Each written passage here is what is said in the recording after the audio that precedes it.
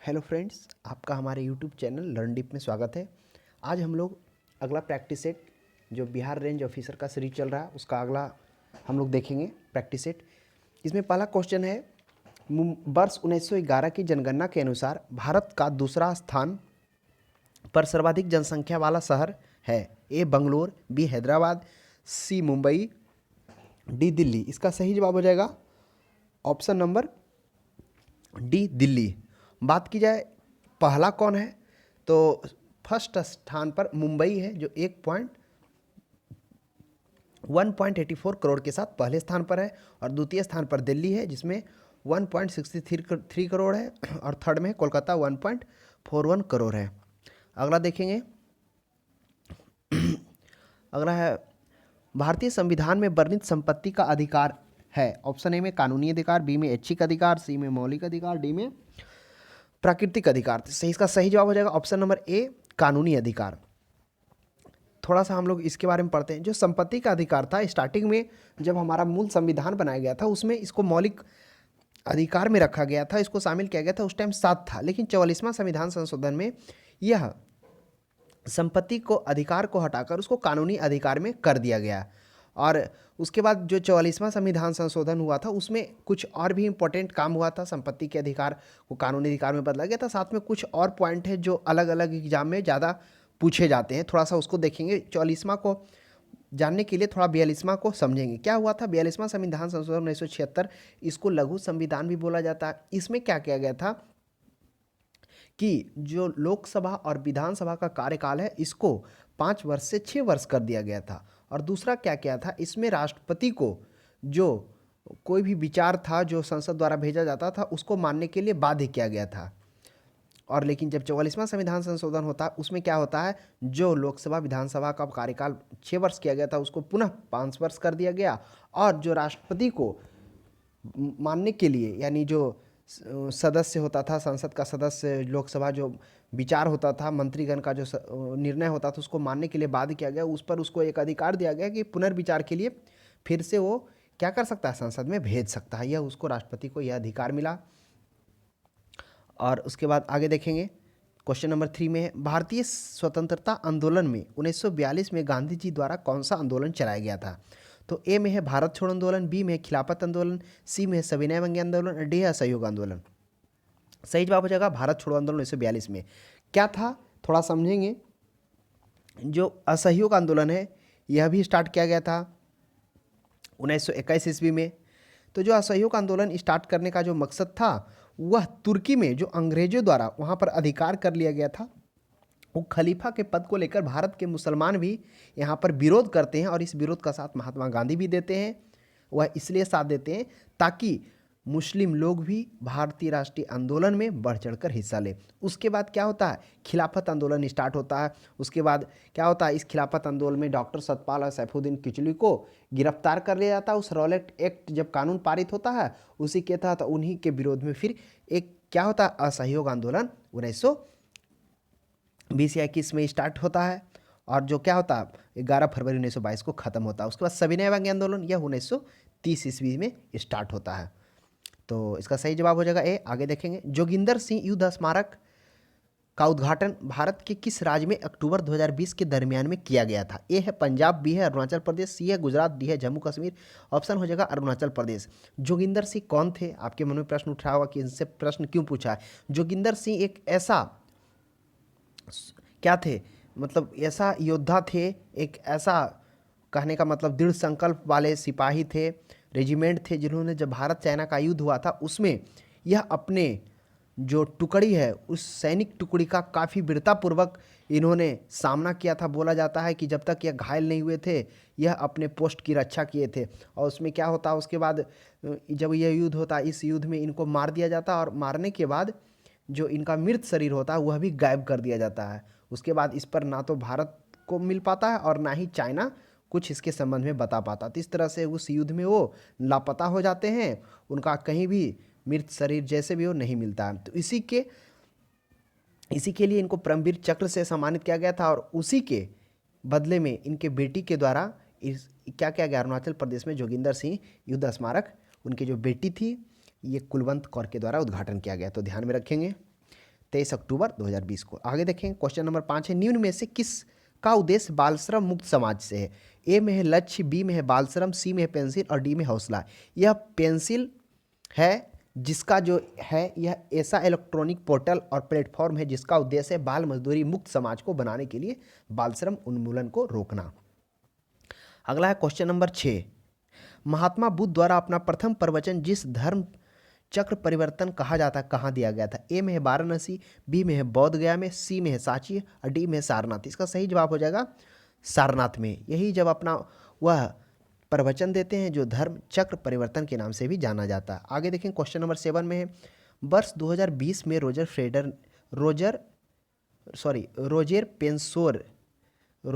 रोजेर पेंसोरे ने खालिस्तान के क्षेत्र में उनके योगदान के लिए नोबेल पुरस्कार जीता। ए में है चिकित्सा, बी में है शांति, सी में है भौतिक विज्ञान और डी में है रसायन। सही जवाब हो जाएगा भौतिक विज्ञान के संबंध में रोजेर पेंसोर को नोबेल पुरस्कार 2020 के दिया गया। इनके साथ में एक और व्यक्ति को दिया गया था जो उनका नाम है एंड्रेज गेज, तो ध्यान में रखेंगे।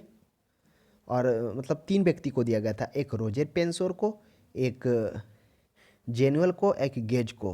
हम आपको शॉर्ट नाम बता रहे हैं। और उसके बाद चिकित्सा के क्षेत्र में भी दिया गया था, इसमें 3 थे, एक हार्वे जे ऑल्टर थे, दूसरा थे माइकल हॉक्टन थे और तीसरा चार्ल्स एम राइस थे।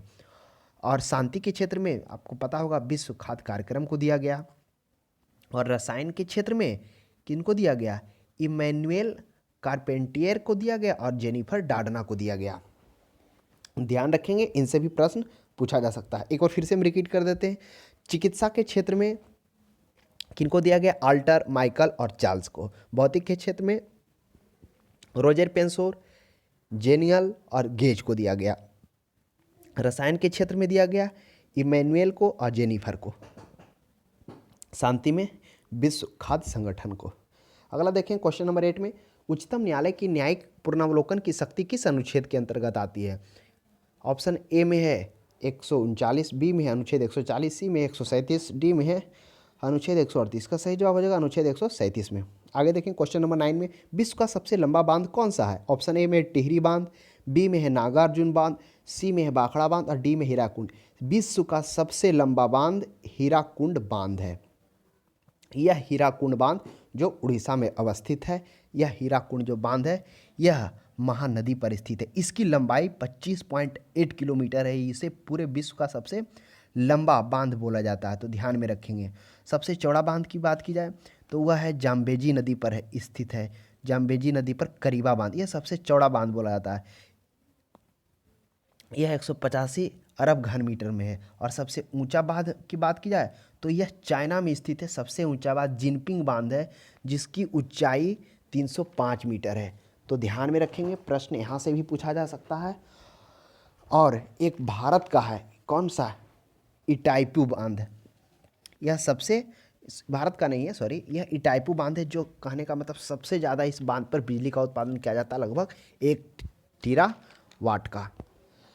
अगला देखेंगे क्वेश्चन है क्वेश्चन नंबर 11 में है 10 में, बिहार की किस भाषा को संवैधानिक दर्जा प्राप्त हुआ? तो बिहार की किस भाषा को संवैधानिक दर्जा प्राप्त हुआ? ऑप्शन ए में हिंदी, बी में है भोजपुरी और सी में है उर्दू, डी में है मैथिली। तो इसका सही जवाब हो जाएगा मैथिली। कब मिला था? 2003 ईस्वी में इसको संवैधानिक दर्जा मिला। अगला क्वेश्चन देखेंगे, मई 2020 में भारत के किस शहर ने जहरीली गैस के रिसाव का सामना किया? ऑप्शन ए में है भुवनेश्वर, बी में है बड़ोदरा, सी में है विशाखापट्टनम, डी में है भोपाल। इसका सही जवाब हो जाएगा विशाखापट्टनम।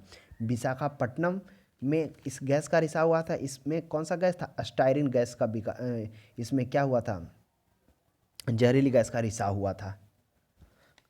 आगे क्वेश्चन देखेंगे, बर्मा में कैलिफोर्निया उत्तरी अमेरिका के किस तट के ओर स्थित है? ए उत्तरी, बी दक्षिणी, सी पूर्वी और डी पश्चिमी। इसका सही जवाब हो जाएगा पश्चिमी क्षेत्र में यह स्थित है। अगला देखेंगे क्वेश्चन नंबर 13 में, अटल पेंशन योजना की भलाई के लिए केंद्रीय सरकार के द्वारा प्रारंभ की गई थी। यानी अटल जो पेंशन योजना किसकी भलाई के लिए प्रारंभ किया गया? तो ऑप्शन ए में है केंद्रीय सरकार के सेवानिवृत्ति के लिए, बी में है किसानों के लिए, सी में है असंगठित क्षेत्र के कामगारों के लिए और डी में है संगठित क्षेत्र के कामगारों के लिए। इसका सही जवाब हो जाएगा अटल पेंशन योजना असंगठित क्षेत्र के कामगारों के लिए।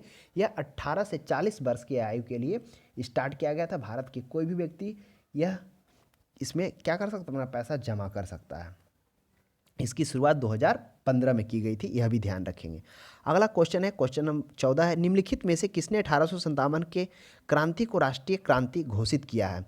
ऑप्शन ए में सीटी मेटकॉफ, बी में है अर्ल रॉबर्ट्स, सी में है जीबी मेल्सन और डी में है बेंजामिन डिजरेली। तो इसका जो सही जवाब हो जाएगा बेंजामिन डिजरेली के द्वारा 2014 में क्या किया गया, भारतीय राष्ट्रीय क्रांति घोषित किया। इसमें एक और थे, भारतीय भी थे शायद, महेश करके एक व्यक्ति जो भारतीय थे वो भी सपोर्ट किए थे। आप इसका कमेंट में भी आंसर दे सकते हैं, कौन भारतीय थे जो क्या किए थे, इस क्रांति को राष्ट्रीय क्रांति कहा था। 15 है, संसदीय शासन का मूल सिद्धांत है। ए में है छाया मंत्रिमंडल, बी में है सामूहिक उत्तरदायी और सी में शक्तिशाली मंत्रिमंडल, डी में है गणतंत्रीय व्यवस्था। देखिए, संसदीय व्यवस्था शासन का जो मूल सिद्धांत है वह इसीलिए संसदीय व्यवस्था, यह जो ब्रिटेन से लिया गया था, इसमें खासकर इसलिए वह लिया गया था संसदीय शासन को, ताकि क्या हो सके, इसमें लोगों के द्वारा चुन कर जो प्रतिनिधि आते हैं उनके द्वारा इसमें शासन की व्यवस्था की बात की गई थी। तो ऑप्शन डी को अगर ध्यान से देखेंगे, इसमें गणतंत्रीय व्यवस्था, गणतंत्री का मतलब होता है वैसा व्यवस्था जो वंशानुगत नहीं हो, और गणतंत्र, गण का मतलब लोग, तंत्र का मतलब शासन, यानी लोगों के द्वारा जिनमें शासन होता है। इसका सही जवाब सही होना चाहिए ऑप्शन नंबर डी ही। आगे देखें क्वेश्चन नंबर 16, यदि स्प्रिंग में धारा प्रवाहित की जाती है तो स्प्रिंग क्या होता है, अपरिवर्तित रहता है, बी पहले प्रसारित होता है फिर संकुचित होता है, सी प्रसारित होता है, डी संकुचित होता है। ऑप्शन नंबर डी हो जाएगा संकुचित होता है। अगला क्वेश्चन देखेंगे, दृश्य प्रकाश की आवृत्ति परास क्या है? ऑप्शन ए में 700 नैनोमीटर से 900 नैनोमीटर, बी में 900 नैनोमीटर से 1000 नैनोमीटर, सी में है 100 नैनोमीटर से 300 नैनोमीटर, डी में है 400 नैनोमीटर से 700 नैनोमीटर। इसका सही जवाब हो जाएगा दृश्य प्रकाश की आवृत्ति 400 नैनोमीटर से 700 नैनोमीटर, ऑप्शन नंबर डी होगा। आगे देखेंगे क्वेश्चन नंबर 18, निम्न में से कौन सा ग्राफ एक समान त्वरण को दर्शाता है? यानी एक समान समय के साथ साथ जो त्वरण उत्पन्न हो रहा है वेग के साथ साथ, वो कौन दिखा रहा है इसमें? तो ऑप्शन ए में देखेंगे, यह क्या हो रहा है इसमें, यानी जैसे जैसे क्या हो रहा है, बढ़ रहा है, यह भी बढ़ रहा है। इसमें क्या हो रहा है, पहले बढ़ रहा है, फिर एक जगह पर कम हो रहा है, फिर घट रहा है। इसमें क्या होता है, इसमें भी पहले बढ़ रहा है फिर ऊपर जाकर नीचे। लेकिन जो डी ऑप्शन है, तो इसका सही जवाब हो जाएगा एक समान त्वरण को, ऑप्शन डी में जो फिगर है इसका यही सही आंसर होगा। आगे देखें क्वेश्चन 19 में विद्युत शक्ति का मात्रक है। विद्युत शक्ति किसका मात्रक है? ऑप्शन ए में है अर्ग, बी में है फैराडे, सी में है जूल और डी में है वाट। तो इसका जो सही जवाब हो जाएगा विद्युत शक्ति का मात्रक वाट हो जाएगा, ऑप्शन नंबर डी हो जाएगा। अब हम लोग देखेंगे अर्ग किसका मात्रक है। जो अर्ग है वह क्या है, ऊर्जा का सीजीएस पद्धति का मात्रक है। वह ऊर्जा का सीजीएस पद्धति का मात्रक अर्ग है और इसी का मात्रक जूल होता है। और फैराडे जो धारिता की इकाई है फैराडे। तो ध्यान में रखेंगे अर्ग और जूल, ऊर्जा का जो मात्रक हो गया SI मात्रक जूल हो गया और सीजीएस पद्धति में अर्ग हो गया और फैराडे धारिता की इकाई है। अगला देखेंगे क्वेश्चन नंबर 20, बांध में संग्रहित जल युक्त होता है। कौन सा जो होता है उसमें बल युक्त होता है? गतिज ऊर्जा, स्थितिज ऊर्जा, शून्य ऊर्जा में या विद्युत ऊर्जा में? तो इसमें स्थितिज ऊर्जा होता है बांध में। अगला क्वेश्चन देखेंगे 21 में, जब श्वेत प्रकाश एक प्रिज्म में से गुजरता है तो वह खाली स्थान रंगों के प्रकाश में विभाजित हो जाता है। ऑप्शन ए है 7, ऑप्शन बी है 9, ऑप्शन सी है 3, ऑप्शन डी है 5। तो इसका हो जाएगा 7 ऑप्शन नंबर। 22वां है, चुंबकीय क्षेत्र का SI मात्रक है, क्या है? ऑप्शन ए में है वेबर, बी में है मैक्सवेल, सी में है टेस्ला और डी में है गाउस। तो इसका जो चुंबकीय क्षेत्र का SI मात्रक होगा वह टेस्ला होगा। अब ऑप्शन ए में वेबर है। वेबर किसका होता है? चुंबकीय फ्लक्स का। अगर चुंबकीय फ्लक्स का SI मात्रक पूछे तब वेबर होगा, तो ध्यान में रखेंगे। उसके बाद होता है गाउस। ये गाउस क्या है तो इसके बारे में जानेंगे थोड़ा। गाउस होता है, यह भी इसी से रिलेटेड है, चुंबकीय क्षेत्र का ही एक प्रभाव होता है गाउस, है ना। अगला देखेंगे क्वेश्चन नंबर 23, डोपलर प्रभाव के अनुसार जब स्रोत प्रेक्षक की ओर चलता है तो वह ए में स्रोत से ज़्यादा आवृत्ति मापता है, बी में अनंत आवृत्ति मापता है, सी स्रोत के बराबर आवृत्ति मापता है और डी स्रोत से कम आवृत्ति मापता है। तो इसमें जो कह रहा है डॉपलर प्रभाव, तो हम लोग पहले देखेंगे कि डॉपलर प्रभाव आखिर क्या होता है, थोड़ा उसके बारे में जानेंगे।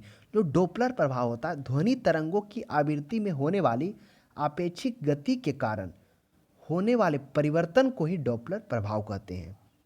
एक बार फिर से हम रिपीट कर रहे हैं, डॉपलर प्रभाव क्या है? जो ध्वनि तरंगों की आवृत्ति में होने वाली आपेक्षिक गति के कारण होने वाले परिवर्तन को डॉपलर प्रभाव कहते हैं। आप इसका आम भाषा में कैसे समझ सकते हैं? जैसे अगर आप स्टेशन पे खड़ा हैं, जब ट्रेन हॉर्न देती हुई दूर से आती है तो उसकी आवाज़ धीरे धीरे जैसे जैसे वो आपके करीब आती है उसकी आवाज़ बढ़ती जाती है, और जब आपसे गुजर जाती है आपके पास से तब उसकी आवाज़ धीरे धीरे कम जाती है। यही है डॉपलर प्रभाव, इसी के कारण होता है। इसमें क्या होता है, जो परिणाम निकल के आता है, इसमें आपेक्षिक गति के कारण स्रोत और श्रोता के बीच दूरी घट जाती है, तब आवृत्ति बढ़ती हुई प्रतीत होती है। दूसरा क्या परिणाम निकल के आता है, जब आपेक्षिक गति से श्रोता और स्रोत के बीच दूरी बढ़ जाती है तब आवृत्ति बढ़ती हुई नजर आती है। यही इसका आंसर होगा। तो कहने का मतलब इसका जो सही जवाब हो जाएगा, डॉपलर प्रभाव जब क्या करा, स्रोत प्रेक्षक की ओर चलता है तो स्रोत से ज़्यादा आवृत्ति मापता है। इसका सही हो जाएगा ऑप्शन नंबर ए। यानी जैसे जैसे वो नज़दीक होगा तो क्या होगा, जो श्रोता है और जो स्रोत जैसे जैसे नज़दीक आएगा तो क्या होगा, उसका आवाज़ बढ़ता हुआ, यानी उसकी आवृत्ति बढ़ेगा, जैसे ही आवाज़ बढ़ेगा तो आवृत्ति भी बढ़ेगा। तो ऑप्शन ए सही हो जाएगा। अगला करते हैं क्वेश्चन 24 में, देखते हैं कौन सा बहुलक गर्म करने पर मृत्यु नहीं होता है। ए है पॉलीस्टीरीन, बी है पीवीसी, सी है बेकेलाइट और डी है पॉलीथीन। तो इसका जो सही जवाब हो जाएगा वह हो जाएगा बेकेलाइट। ऑप्शन सी में हो जाएगा, जिसको गर्म करने पर मृत्यु नहीं होता है। और कहने का मतलब इसमें एक है क्वेश्चन नंबर थर्मोकोल।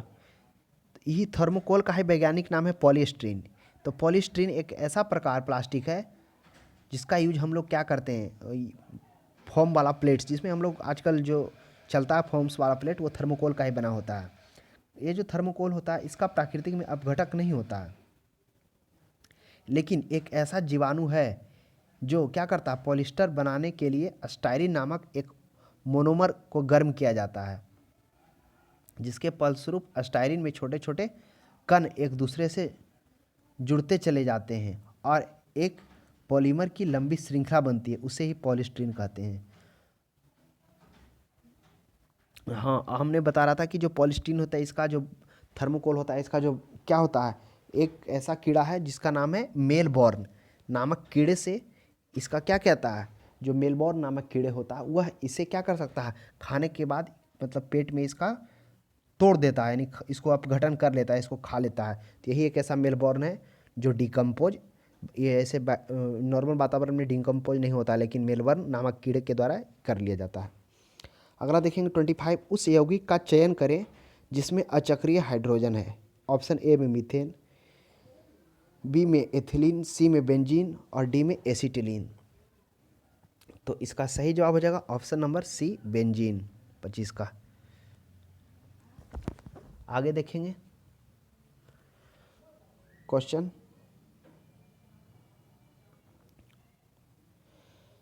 सूखी बर्फ ए जमा हुआ पानी है, बी मीथेन हाइड्रेट है, सी द्रवित नाइट्रोजन है और डी ठोस कार्बन डाइऑक्साइड है। तो आपको पता होगा सूखी बर्फ ठोस कार्बन डाइऑक्साइड है, ऑप्शन नंबर डी। आगे देखेंगे 27 में CH3CONH2 उदाहरण है एक, किसका उदाहरण है? ऑप्शन ए में एमाइड, बी में है कीटोन, सी में है अमीन का और डी में है अम्ल का। इसका सही जवाब हो जाएगा एमाइड। अगला क्वेश्चन देखेंगे 28 में, देखिए ये जो गलत लिखा गया है S3O9 होगा, सल्फर ट्राईऑक्साइड है ना, तो होना चाहिए S3O9 होना चाहिए। त्रिकोण में SS बंद की संख्या होती है, एक में A है, बी में 0 है, सी में 3 है और डी में 2 है। इसका सही जवाब हो जाएगा 0 हो जाएगा। आगे देखेंगे क्वेश्चन नंबर 29, उस समीकरण को छाटिए जो बॉयल के नियम और चार्ल्स के नियम के बीच संबंध को स्पष्ट तथा प्रदर्शित करता है। तो हम लोग पहले जानेंगे कि चार्ल्स और बॉयल्स के नियम क्या होता है। तो बॉयल्स का नियम क्या है, हम लोग पहले उसको देखेंगे। इसमें क्या होता है, स्थिर ताप पर किसी गैस का निश्चित मात्रा का आयतन दाब के व्युत्क्रमानुपाती होता है। क्या बोले इसमें? बॉयल्स का नियम बोले कि स्थिर ताप पर किसी गैस के आयतन का मान दाब के व्युत्क्रमानुपाती होता है। यानी कहने का मतलब भी जो होता है वह डायरेक्टली अनप्रपोर्शनल टू पी होता है। तब क्या हो जाएगा? भी इक्वल टू हो जाता है के बाई पी। क्या हो गया? गैसीय नियतांक हो जाता है। तो वही होता है पी भी इक्वल टू, तब क्या हो गया? पी भी इक्वल टू के हो गया। तो इसमें क्या होता है कि स्थिर ताप पर किसी गैस का निश्चित मात्रा आयतन के दाब के व्युत्क्रमानुपाती होता है। अब हम लोग बॉयल्स का नियम देखेंगे। बॉयल्स का नियम में क्या होता है कि स्थिर दाब पर किसी गैस का निश्चित मात्रा का आयतन परम ताप के समानुपाती होता है। यानी भी इसमें क्या होता है? V is directly proportional to T होता है। तब हो जाता है भी इक्वल टू के टी, ध्यान में रखेंगे। और तब इसमें हो जाता है भी बाई टी इक्वल टू के जहाँ कांस्टेंट है, तब इसमें हो जाता है भी वन बटे टी वन इक्वल टू भी टू बटे टी टू। आपको पता होगा ये फार्मूला, याद आ रहा होगा। इसका जो ग्राफ बनता है वह संरेखीय होता है, यह भी ध्यान में रखेंगे। और लेकिन जो बॉयल्स का ग्राफ होता है वह क्या होता है? यानी जैसे जैसे हम क्या करते हैं, वॉल्यूम को बढ़ाते हैं वैसे वैसे दाब घटता है, जैसे जैसे दाब को बढ़ाते हैं और वॉल्यूम घटता है। तो ये होता है उसका। तो इसका जो सही जवाब हो जाएगा चार्ल्स ऑफ बॉयल्स के नियम के बीच संबंध, ऑप्शन नंबर बी हो जाएगा। भी वन बटे V two equal to P one बटे P two into T one बटे टी टू हो जाएगा, ध्यान रखेंगे। आगे देखेंगे 30 में एथिलीन से एथिल क्लोराइड का निर्माण किसका उदाहरण है? ए में है उन्मूलन का, बी में है प्रतिस्थापन का, सी में है बहुलीकरण का और डी में है योगात्मक का। तो इसका होना चाहिए एडिशनल का। अगर आप इसमें अगर आपका कुछ अपना कमेंट में रखना चाहते हैं तो इसके बारे में आप बता सकते हैं। क्वेश्चन नंबर 30 के बारे में मेरे अनुसार तो योगात्मक ही होना चाहिए। आगे है 31, गैस अणुओं की औसत गतिज ऊर्जा सीधे अनुपातिक है किसका? टी का, टू टी का, टी स्क्वायर का, टी का। इसका सही जवाब हो जाएगा ऑप्शन नंबर ए टी का। गैस के अणुओं की गतिज ऊर्जा, देखिए इसका क्या फार्मूला होता है। जो गैस के अणु होते हैं, जो उनके बीच जो गतिज ऊर्जा होती है, थोड़ा उनके बारे में हम लोग जानेंगे। यानी वह जो होता है परम ताप के समानुपाती होता है, यह हमेशा आप ध्यान में रखेंगे।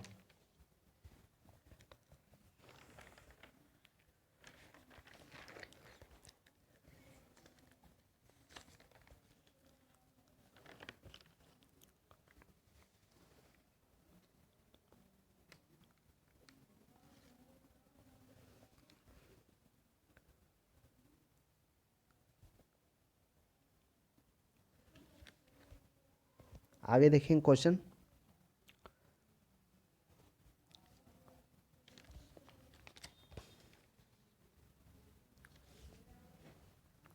32 है।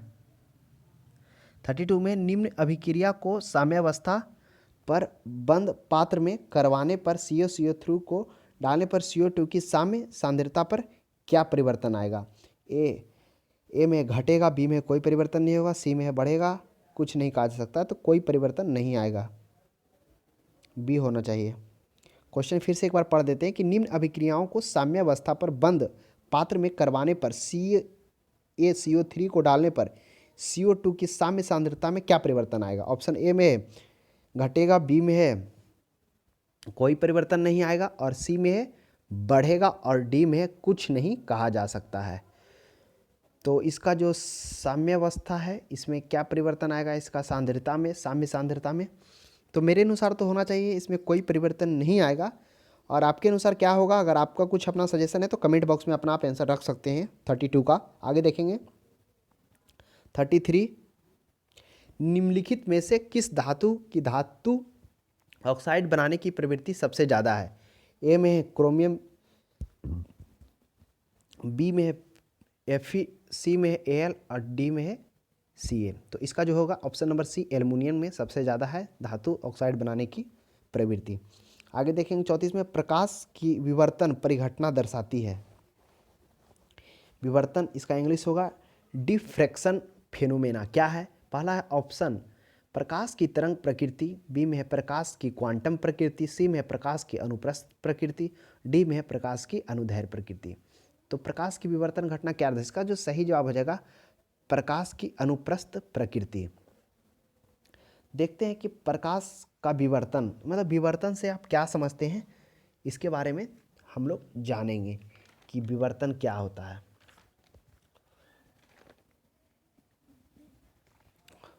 विवर्तन कहने का मतलब है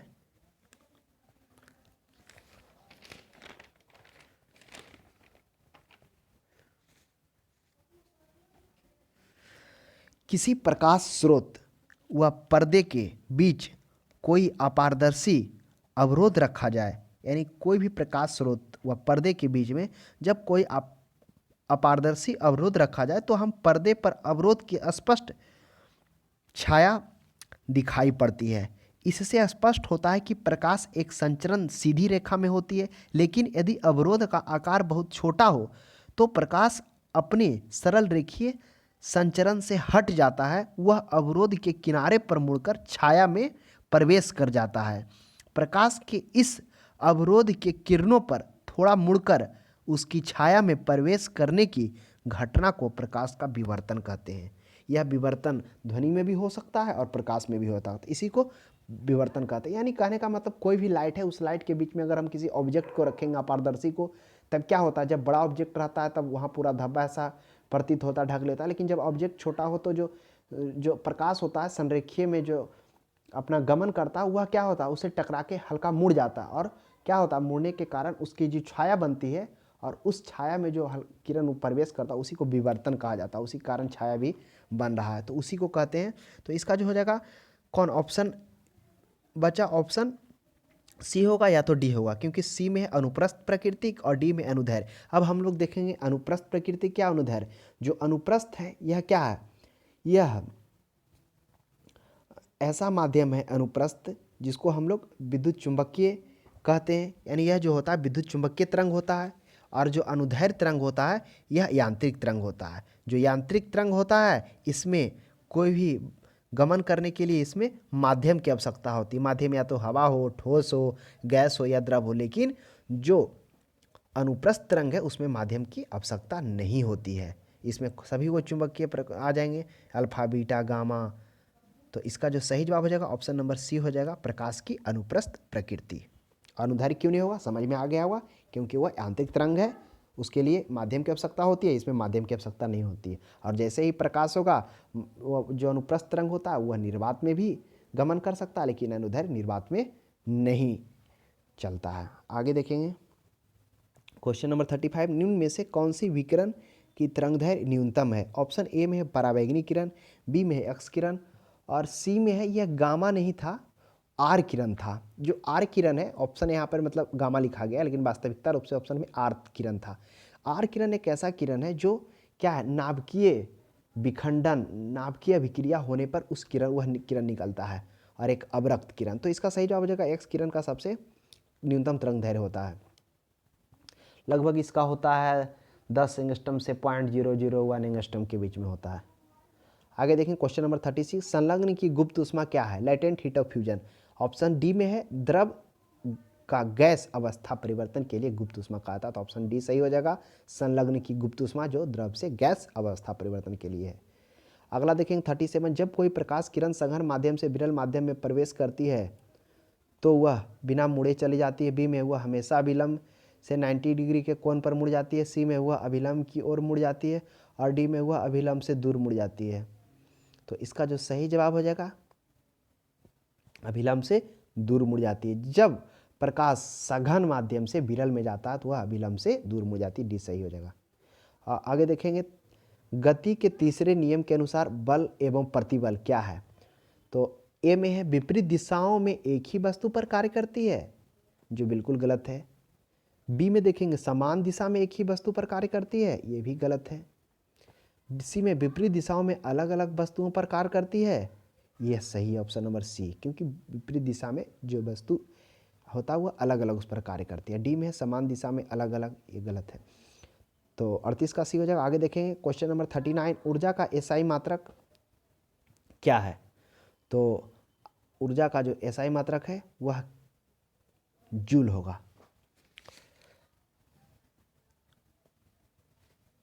और वाट किसका होगा? विद्युत शक्ति का वाट हो जाएगा। और उसके बाद न्यूटन मीटर जो आपको पढ़े ही होंगे दाब का है।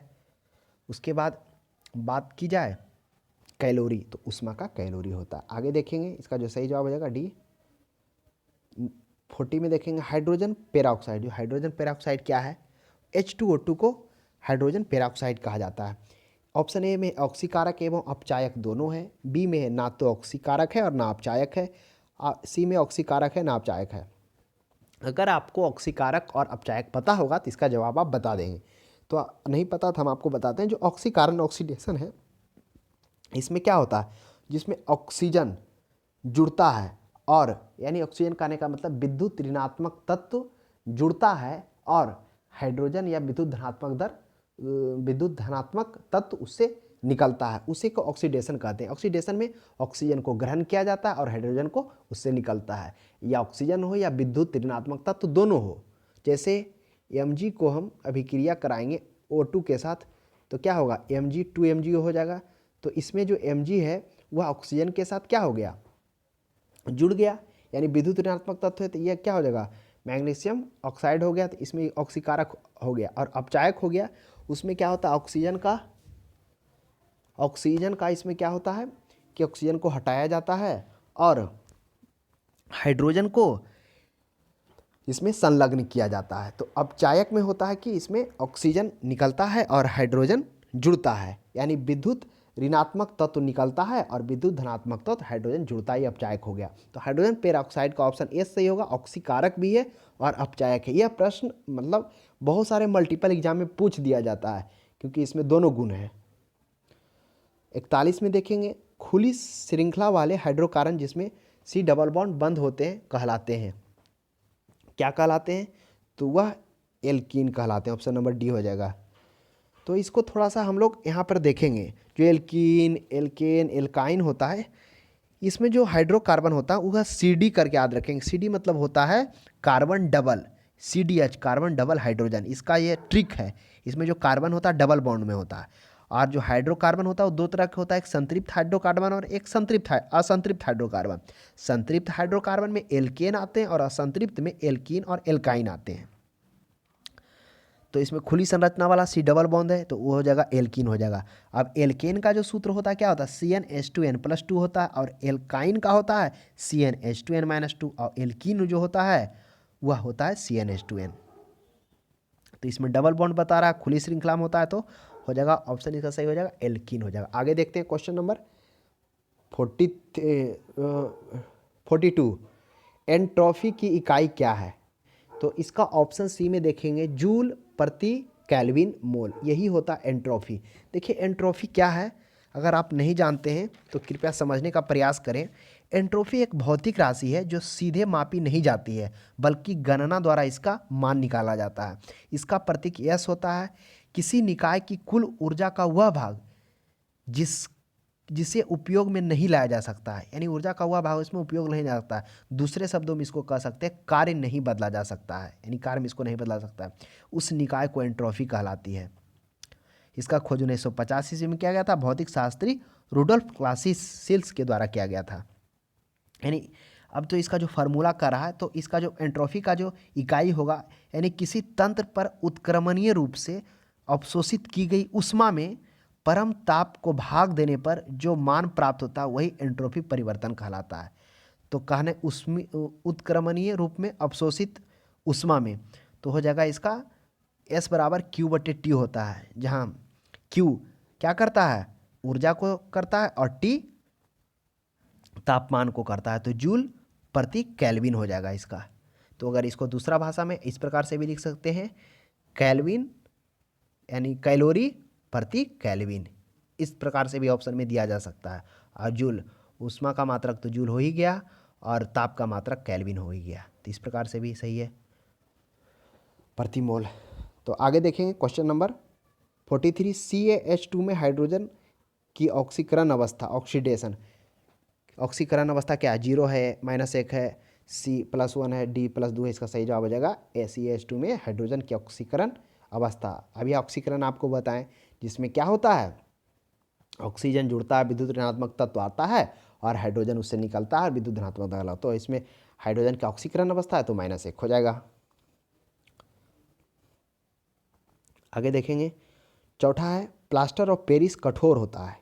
कब कठोर होता है? पानी से मिलकर गर्म करके CO2 देकर CaCO3 पर होता है, यानी जो प्लास्टर ऑफ पेरिस में पानी मिलाते हैं तब वह कठोर होता है। इसका सही जवाब 1 हो जाएगा। तो इस तरह से हम लोगों ने कुछ प्रश्नों को देखा। यह वैसे प्रश्न लिए गए जो पिछले एग्ज़ाम्स जितने भी हुए हैं उस एग्ज़ाम्स में इसका पूछा गया है। तो उसी के से ये प्रश्न बनाए गए। जो आने वाला रेंज ऑफिसर का एग्ज़ाम 17 तारीख को, उसमें इससे प्रश्न जो बन सकते हैं, पूछे जा सकते हैं, उसको हम लोगों ने देखा। तो आज के लिए इतना ही। अब हम लोग अगले सीरीज में मिलते हैं। तब तक के लिए धन्यवाद।